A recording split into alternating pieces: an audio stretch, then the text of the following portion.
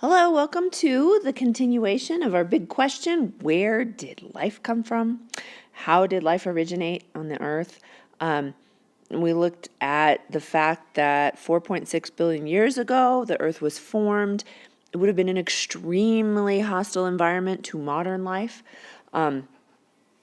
Organic compounds from which modern life exists, that's what we're made out of. That's what modern life exists from. Those organic compounds do not easily form in nitrogen and carbon dioxide, which would have been pretty plentiful, made up most of the atmosphere.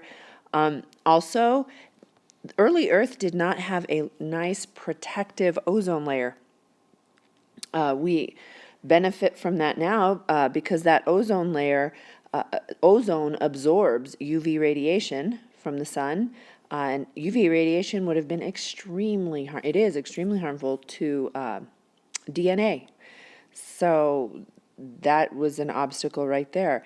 We had volcanoes, extreme temperature variation because of the lack of atmosphere, intense radiation, scarce oxygen. It was not friendly to what modern life is right now anyway. So how did life originate? How could that have possibly happened? So if we look at all of the possibilities here, we could say, well, maybe life originated somewhere else and traveled to Earth through space somehow. That doesn't explain life's origin. It would explain just how it came to be on this Earth, and it would really not be possible to even investigate where it would have originated. Another idea, life could have simply originated by unknown means. The earliest life may have been very, very different from today's organisms. We've not found remains of things like that, so that the detection would be very difficult. This explanation also would be very difficult to investigate. What about evolution from non-living substances? And here's a typo here. Through interactions with the environment, that is something we can actually investigate. We could actually look at this possibility and this potential. So that is something that we are going to be discussing, is this idea that life somehow originated from non-living substances through its interactions with the environment. So in the 1920s, two scientists, a Soviet scientist by the name of Oparin and a British scientist by the name of Haldane, came up with what was known as the heterotroph hypothesis. Basically, it's an idea that assumes that life processes developed very gradually, very, very gradually, and that the first organisms were heterotrophs. Heterotrophs that happen to live off of the organic compounds in the oceans, and then later on autotrophs developed, and then later photosynthesis would have been responsible for producing the oxygen-rich atmosphere that we see today.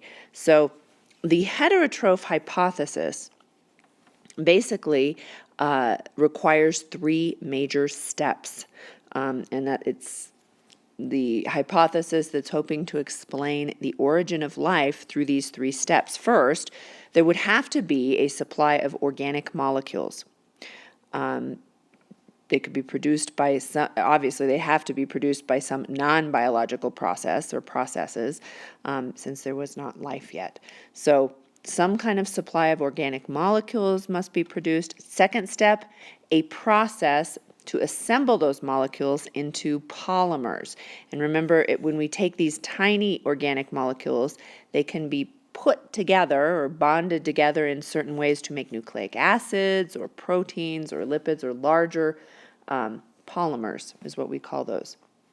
Third, there would have to be some other processes that could organize those polymers into some self-replicating system. So somehow those polymers would have to be replicated, and they would be using the organic molecules, obviously, in step one. So how could these three possible steps happen?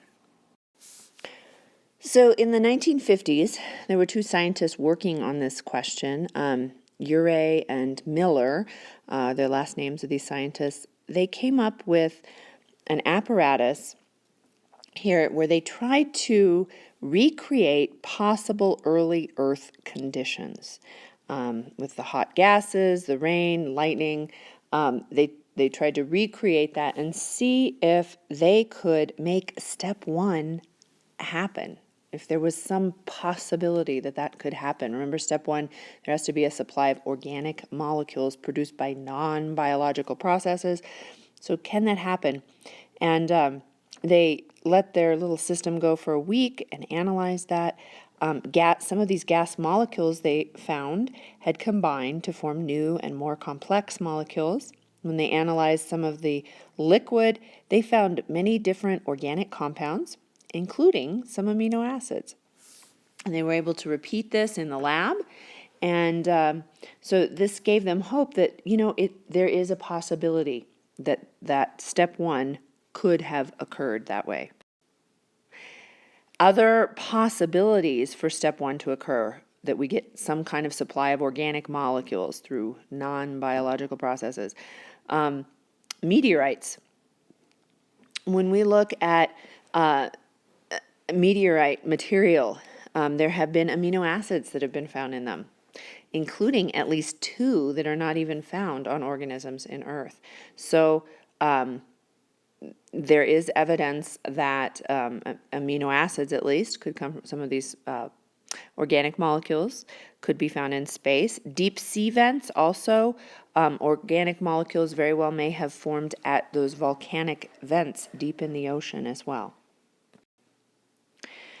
So if we go back to our heterotroph hypothesis right here, we have a very possible explanation for step one. What about step two? If we have these organic molecules, now is there some kind of a process whereby those little molecules could assemble themselves into polymers? Well, 1985, a plausible explanation came up for this process. When looking at the structure of clay, this is a electron microscope representation of clay structure. You can see that it has layers of, it's very repeating patterns in the clay structure, and the crystals of the clay structure themselves can attract and concentrate certain molecules. The ionized amino acids very well could have bound to these patterns on the surfaces of the clay, and that could have been a catalyst, a way of facilitating the formation of these organic polymers. So that is a plausible explanation for step two. So that brings us to our third step. How could these organized polymers somehow replicate themselves? Well, this is a little bit of a chicken and an egg problem.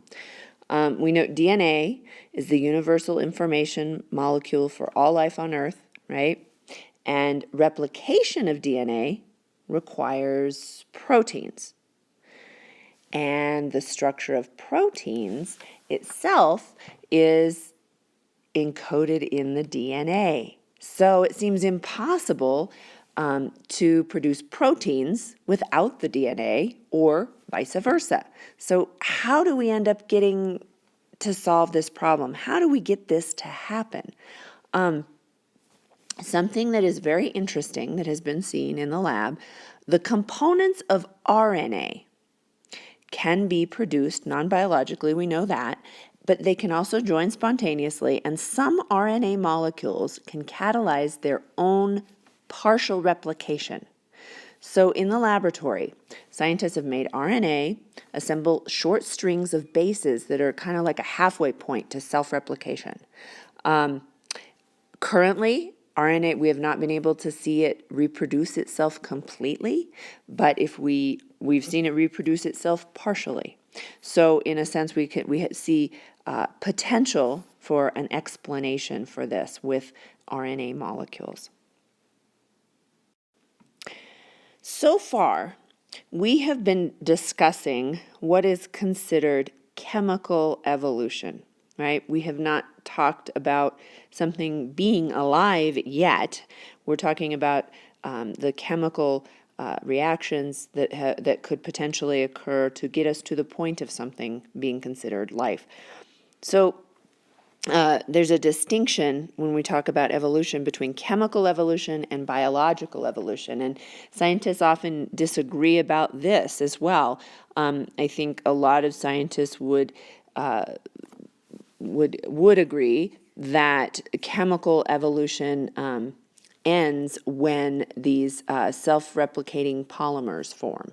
So if polymers have formed and they're able to self-replicate, that would mark the end of chemical evolution and the beginning of biological evolution. But really, it comes back to that question we asked in the very beginning of the year, what is life? And remember, we had a lot of different criteria that were part of life. Life reproduces. Life adapts to its environment. Life is able to metabolize. A lot of different things here, but it's still not clearly and entirely always defined. So there is a lot of disagreement in this area as to where does one end and the other begin as far as chemical versus biological. One thing that is agreed upon, for biological evolution to take place, there must be three things. One, reproduction, self-replication. It must be able to reproduce itself. Also, it must be able to have mutation that can be inherited. So there has to be something that gets passed on and inherited if there is a mutation. That must be true in order for biological evolution to occur. Another thing that must be true is natural selection. There must be and we haven't talked about this yet. We'll have a whole section on natural selection, so we'll go into that into more detail. But those must be present for biological evolution to take place. It also brings about, just as a review, remember talking about cells. Cell theory. Cells come from other cells. And even simply discussing the idea of the evolution of a cell, we have to talk about first the evolution of the membrane. That's a complicated structure right there. So there are a lot of things that just thinking on this topic, you can think back to a lot of the things we've discussed already. Even viruses. Look at what we've discussed about viruses, and that they're not considered living organisms, yet they definitely reproduce. You might think about them in some of these biological evolution criteria and how that relates to viruses as well. So what could the first life forms really have been like? Could it have been just simply DNA or RNA? Could that have been considered the first life form? Some scientists maintain that first life forms have to have both DNA or RNA and protein. Could the first life forms have been viruses? That is a topic that needs a great amount more of study. Scientists really don't know the answer to some of these questions, but they are good ones to ask. So what do you think? What do you think the first life forms may have been like? Advanced ideas. What are ribozymes? What evolutionary significance do they have? Anything else any other questions you have on this, do a little research, look into it, try and answer those, and show me what you find out. I'm really anxious to see what you come up with, and I look forward to seeing you in class.